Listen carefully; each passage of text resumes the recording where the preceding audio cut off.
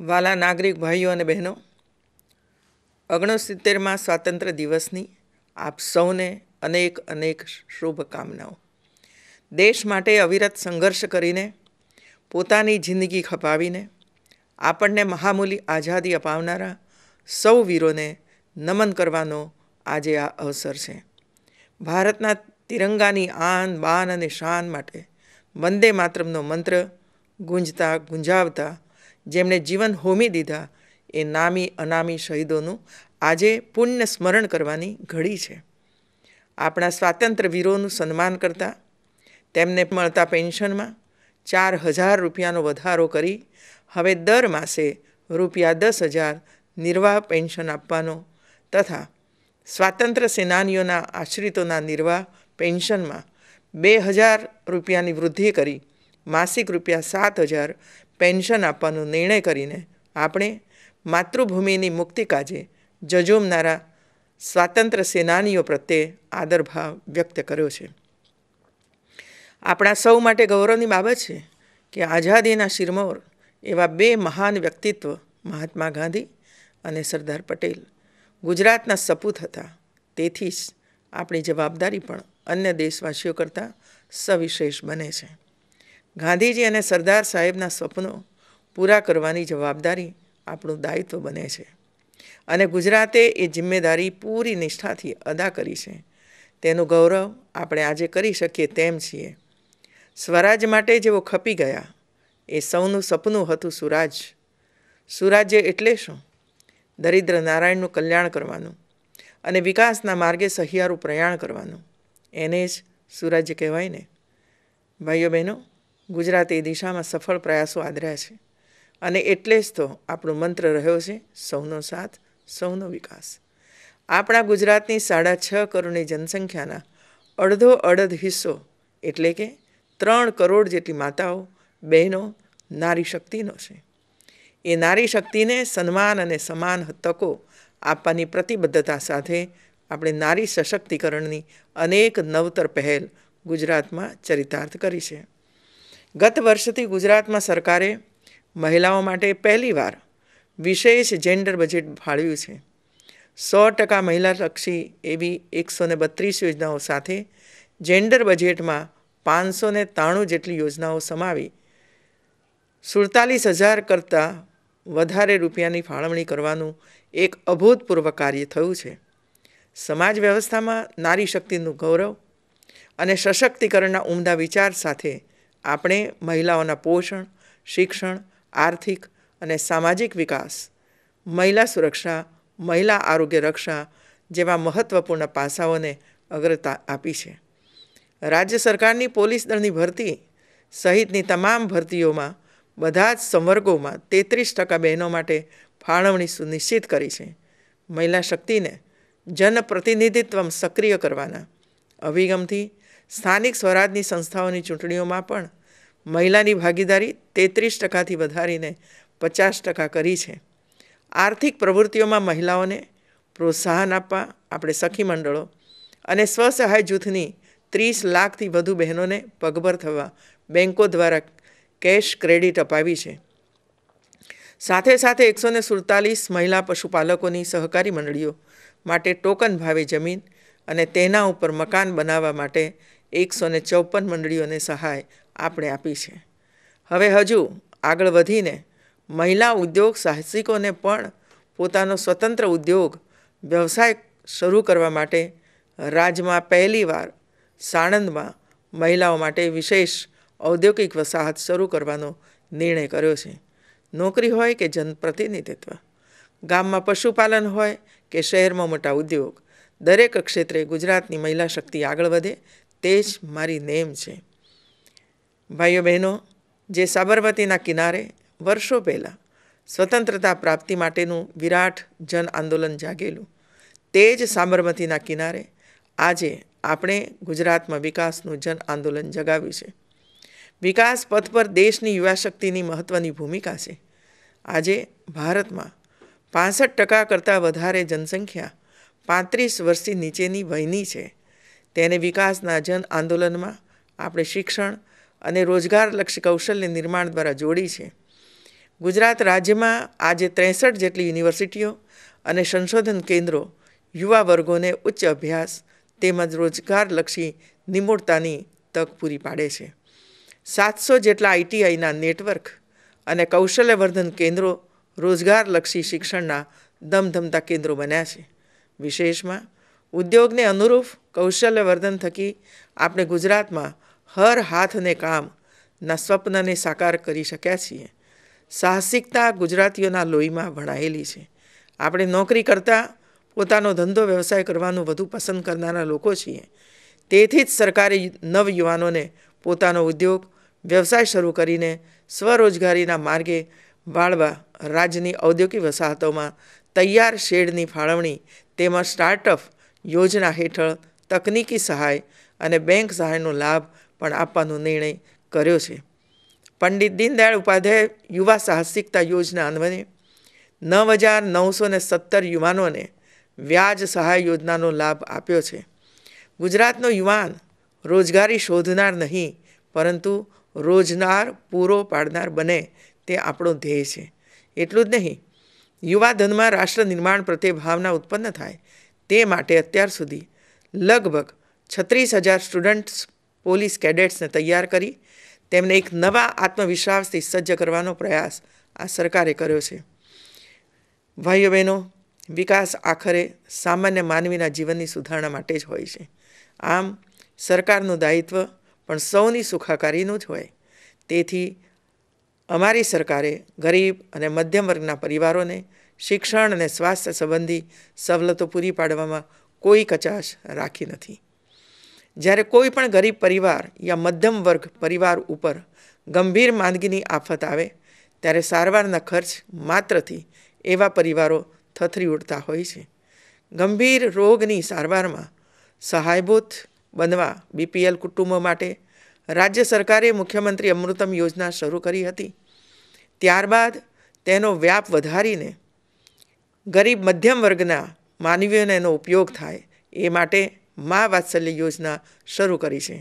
જેમાં 1,20,000થી ઓછી આવક ધરાવતા પરિવારોને પણ સ્વાસ્થ્ય સુરક્ષા કવચ પૂરું પાડીએ છીએ, જે દર વર્ષે 2 લાખ રૂપિયા આપવામાં આવશે. આ યોજના સાચા અર્થમાં દરિદ્ર નારાયણની સંજીવની બની છે અને મધ્યમ વર્ગના માનવીઓની પણ સંજીવની બની છે.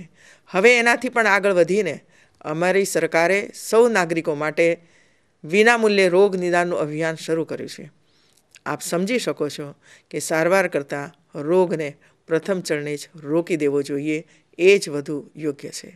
તેથી જ આપણે 1 જૂનથી સમગ્ર રાજ્યમાં આરોગ્ય રક્ષાનું એક અભિયાન શરૂ કર્યું. 10,000થી અધિક આરોગ્ય કેન્દ્રોમાં ડાયાબિટીસ નિદાન સારવારના વિનામૂલ્યે ટેસ્ટ થાય છે. ખાનગી દવાખાનામાં થતી મેમોગ્રાફી જેવા જ મોંઘી ટેસ્ટ પણ હવે સરકારી દવાખાનામાં વિનામૂલ્યે કરાવીને માતાઓ બહેનો બ્રેસ્ટ કેન્સરનું નિદાન પરીક્ષણ કરાવી શકે છે. અત્યાર સુધી આ અભિયાનમાં 7 લાખ નાગરિકોનું ડાયાબિટીસ સ્ક્રીનિંગ તથા લગભગ 14,000 માતા બહેનોના બ્રેસ્ટ કેન્સર સર્વાઇકલ કેન્સર પરીક્ષણ આપણે કર્યા છે અને યોગ્ય સારવાર વિનામૂલ્યે આપવાનું પ્રબંધન પણ કર્યું છે. ભાઈઓ બહેનો, કોઈ પણ પરિવારમાં ઘરમાં બાળકનું આગમન ખુશીઓ આપનારું જ હોય છે, પરંતુ કેટલાક કમનસીબ પરિવારો એવા પણ હોય છે કે જેમને ઘરે બાળકનો જન્મ ખુશી સાથે સંકટ ચિંતા પણ લાવતો હોય છે. આવા પરિવારોની ચિંતા નિવારવા કુદરતી ખોડખાપણ, ફાટેલા હોઠ, તાળવા કે વાંકા પગવાળા બાળકોની સારવાર શસ્ત્રક્રિયા રાજ્ય સરકારના ખર્ચે કરવાનો આપણે પહેલીવાર નિર્ણય કર્યો છે.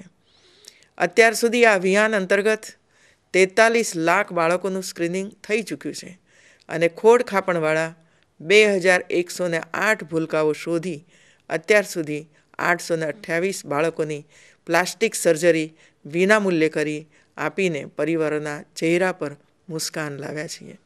હું સમજું છું કે આને જ સુરાજ કહેવાય.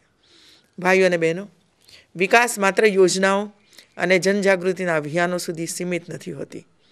આપણી સરકાર દરેક નાગરિકના નાના મોટા પ્રશ્નોનો સમયસર અને સરળ ઉકેલ લાવવામાં માને છે. દરેક ક્ષેત્રે લોકોને આવશ્યક એવી સરકારી સેવાઓની અસરકારકતા અને સમયબદ્ધતા વધારવા આપણે ગતિશીલ ગુજરાતનો લોકાભિમુખ કાર્યક્રમ આત્મસાત કર્યો છે. લોક પ્રશ્નોના ચોક્કસ અને પરિણામકારી નિકાલનો આગ્રહ રાખ્યો છે. નાગરિકોના વ્યક્તિગત પ્રશ્નો કેવા હોય, કોઈને વારસાઈ કરાવી હોય તો કોઈને મકાન સહાયની જરૂર હોય. ગતિશીલ ગુજરાત અંતર્ગત વારસાઈ માટેની 25,000થી વધુ નવી નોંધના નિકાલ કરવામાં આવ્યા છે. મુખ્યમંત્રી ગૃહ આવાસ યોજના અંતર્ગત ગત વર્ષે 2,20,000 જેટલા આવાસોનું અને સરદાર આવાસ યોજનાના અંતર્ગત આ વર્ષે 1,93,000 પરિવારો માટે આવાસ નિર્માણ કર્યું છે. આ જ રીતે સ્થાનિક પ્રશ્નોના ઉકેલ માટે ગુજરાતમાં આપની આ સરકારે જિલ્લે જિલ્લે લોકસંવાદ સેતુનો ઉપક્રમ કર્યો છે, જેમાં 92% જનપ્રશ્નોનો સુખદ ઉકેલ લાવી શક્યા છીએ. સામાન્ય માનવીને સમસ્યાઓનું ત્વરિત નિવારણ સ્થળ પર જ થઈ જાય છે. ભાઈઓ બહેનો, ગુજરાતના ખેડૂતે છેલ્લા દાયકામાં 11%થી વધુ ઉત્પાદન વૃદ્ધિ કરી એક નોંધપાત્ર કૃષિ ક્રાંતિ સર્જી છે. આ જ ખેડૂતોને જ્યારે હાલની અતિવૃષ્ટિમાં ભારે નુકસાન થયું ત્યારે આપની સરકાર પૂરી સંવેદનશીલતા સાથે અસરગ્રસ્ત પરિવારોની પડખે ઊભી રહી છે. હું પણ આપ સૌને મળવા માટે આવી હતી. અસરગ્રસ્ત જિલ્લાઓમાં યુદ્ધના ધોરણે ગણતરીના કલાકો દિવસોમાં પીવાના પાણી, વીજ પુરવઠો, રસ્તા, વાહન વ્યવહાર પૂર્વત કરવાનું ભગીરથ કાર્ય આપણે પાર પાડી શક્યા. આ કામમાં મદદરૂપ થયેલ તમામ સ્વૈચ્છિક સંસ્થાઓ, નાગરિકો તેમજ સરકારી કર્મયોગીઓને હું આ તબક્કે બિરદાવું છું. અભૂતપૂર્વ અતિવૃષ્ટિના પગલે સરકારે તાત્કાલિક સહાયના ધોરણોમાં સુધારો કરીને ખેડૂત ભાઈઓ અને પશુપાલકોને વધુ મદદરૂપ થવાનો નેક પ્રયત્ન કર્યો છે. તેમને પુનઃ પગભર થવા માટે બેંક લોનમાં વ્યાજ સહાયની વ્યવસ્થા કરી આપી છે. ઘરવખરીના નુકસાન પેટે સહાયની રકમ ₹3800થી વધારીને ₹7,000 કરવામાં આવી છે.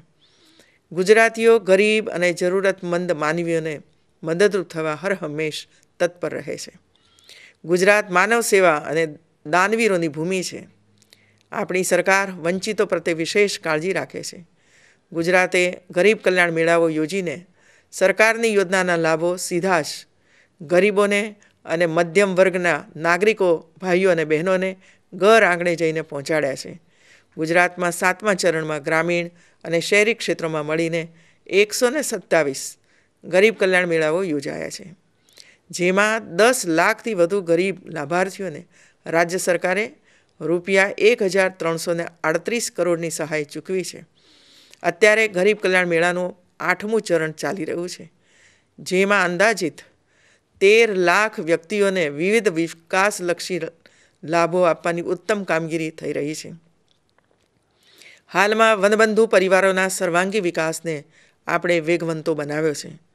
196 વન વસાહતી ગામોને મહેસૂલી ગામો જાહેર કરી વનબંધુઓને સરકારની યોજનાના લાભ મળે તે દિશામાં આપણે ઠોસ કદમ ઉઠાવ્યું છે.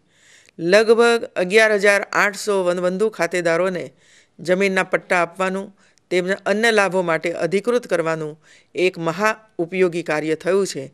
તે પણ આપણા સૌ માટે સંતોષકારક બન્યું છે.